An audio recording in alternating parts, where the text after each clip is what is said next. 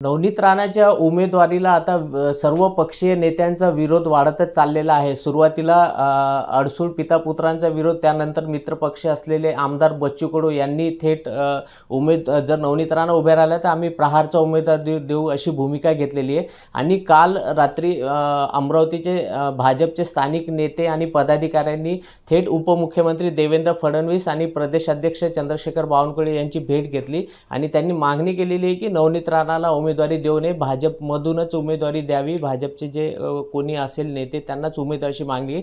यावर बोलण्यासाठी आपल्यासोबत प्रवीण पोटे पाटील, आपण त्यांच्याशी बोलूया. नवनीत राणाच्या उमेदवाराला विरोध तर सगळेच करताय, परंतु आता थेट तुम्ही मुख्यमंत्रींनाच भेटले, तर काय प्रतिसाद मिळाला आणि काय चर्चा झाली? नाही, एक मी अमरावती जिल्ह्याचा एक आमदार आणि त्याप्रमाणे भारतीय जनता पार्टीचा अध्यक्ष या नात्याने मला सगळ्या लोकांनी फोर्सफुली सांगितलं की आपण जाऊन आपल्या नेते आहेत देवेंद्र फडणवीस साहेब आणि प्रदेश अध्यक्ष यांच्याकडे आपण आपली व्यथा मांडली पाहिजे. कारण सगळ्यांचं असं मत आहे की आज त्याच्यामध्ये आमच्यासोबत असणारे किरण पातुरकर होते, रविभाऊ खांडेकर होते, किरणताई महल्ले, निविद्या चौधरी होते, जयंतराव डेहनकर, शिवराय कुलकर्णी, दिनेश सूर्यवंशी, तुषार भारतीय, चेतन गावंडे, चेतन पवार, करेसिया, 17-18 लोक आपण या ठिकाणी आम्ही गेलो होतो. आणि सगळ्यांचा विचार एकच होता की भारतीय जनता पार्टीच्या कोरमधला कुठलाही माणूस दिला पाहिजे आणि कुठल्याही भारतीय जनता पार्टीच्या कोर व्यक्तीला जर आपण सिंदूर जर लावला तर यावेळेस नरेंद्रभाई मोदी यांच्या नावावरती कुठलाही व्यक्ती निवडून येऊ शकतो. प्रामुख्याने यांची भूमिका होती. किंवा का आपण कोर लोकांना आपण सपोर्ट केला नाही पाहिजे का? कोर व्यक्तींना कधी समोर आणायचं आहे की ज्या लोकांनी 15-15, 20-20 वर्ष, 25-25 वर्ष, 40 वर्ष जीवनातले भारतीय जनता पार्टीला दिले आहे, तर आपण जाऊन आपली व्यथा मांडली पाहिजे. त्या दृष्टिकोनातून आम्ही काल आमच्या देवेंद्र फडणवीस साहेबांकडे आणि बावनकुळे साहेबांकडे जाऊन चर्चा केली. पण प्रामुख्याने मी तुम्हाला एक सांगतो की आजच्या स्थितीमध्ये सुद्धा भारतीय जनता पार्टीने कुठल्याही उमेदवाराला हो म्हटलं नाही आहे. याच्यामध्ये राहिला प्रश्न की नवनीत राणाचा जो प्रश्न आपण या ठिकाणी उपस्थित केला की आजही भारतीय जनता पार्टीने कुठल्याही परिस्थितीवर नवनीत राणाचं नाव घेतलेलं नाही. फक्त मी अध्यक्ष आणि आमची सगळी असलेली ही पदाधिकारी जे आहेत यांची व्यथा मांडण्याच्या दृष्टीने आम्ही त्या ठिकाणी गेलो. आमचा कुठल्या गोष्टीला आम्ही विरोध करत नाही, कारण शेवटी आमचं काय, आम्ही नेते जे म्हणतात आम्ही त्या पद्धतीने चालतो. मधल्या काळात आपण जर पाहिलं असतं, मला मी त्याला काय जे बोलायचं, ज्याने ज्या पद्धतीने आमच्या पदाधिकाऱ्यांबद्दल काही वेगवेगळ्या भूमिका मांडल्या किंवा माझ्याबद्दल भूमिका, त्या आम्ही स्पष्टपणे मांडल्या आहे. आणि त्याचप्रमाणे काल आमचे तुषारजी भारती आहेत किंवा शिवरायजी आहेत यांनी प्रामुख्याने आमच्या खांडेकर आहे यांनी प्रामुख्याने त्या ठिकाणी त्यांची भूमिका मांडली किंवा आपल्या लोकांना कोणाला तरी दिलं पाहिजे, आपली लोकं मोठी झाली पाहिजे की ज्या लोकांनी घरच्या शिदोऱ्या आणून भारतीय जनता पार्टी मोठी केलेली आहे त्या लोकांना पण चान्स दिला पाहिजे. प्रामुख्याने हा सगळ्यांची मागणी होती. आज कुठेही नवनीत राणांना वगैरे तिकीट दिलेली नाही. पण शेवटी तुम्हाला एक सांगतो की शेवटी आमचा पक्ष जो आहे ज्या पद्धतीने काम करतो त्यावर आमचा विश्वास आहे. आज जरी नवनीत राणांना विरोध आहे, यामध्ये कुठं दुमत नाही. आपण या ठिकाणी सांगितलं अडसूळ साहेबाचा विरोध आहे, बच्चू कडूंचा विरोध, हा त्यांचा वैयक्तिक प्रश्न आहे, हा त्यांचा वैयक्तिक विषय आहे, त्यामध्ये आम्ही काही बोलणार नाही. परंतु आम्ही निश्चितपणे सांगू शकतो की या ठिकाणी भारतीय जनता पार्टीने कुठल्याही गोट्याला सिंदूर जर लावला तर आम्ही प्रामुख्याने निवडून आणू शकतो. आता राहिला प्रश्न की आमचा त्यांचा विरोध आहे का?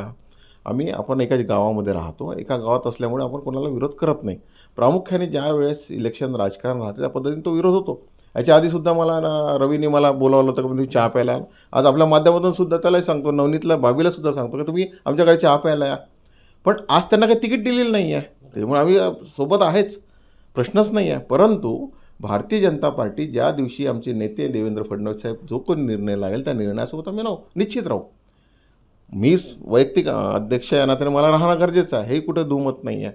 पण आम्हाला अबकी बार 400 पारसाठी नरेंद्रभाई मोदींच्या या मोठ्या कार्यक्रमासाठी म्हणजे तिसऱ्यांदा प्रधानमंत्री होण्याच्या दृष्टिकोनातून, या देशाचा इतिहास घडण्याच्या दृष्टिकोनातून, हा देश मोठा लेवलला जाण्याच्या दृष्टिकोनातून आम्हाला नरेंद्र मोदींसाठी हे सगळं काम करणं अत्यंत गरजेचं आहे. पण प्रामुख्याने अजूनही सांगतो, कुठेही नवनीत राणांना आपण किंवा तिकीट दिलेलं नाही.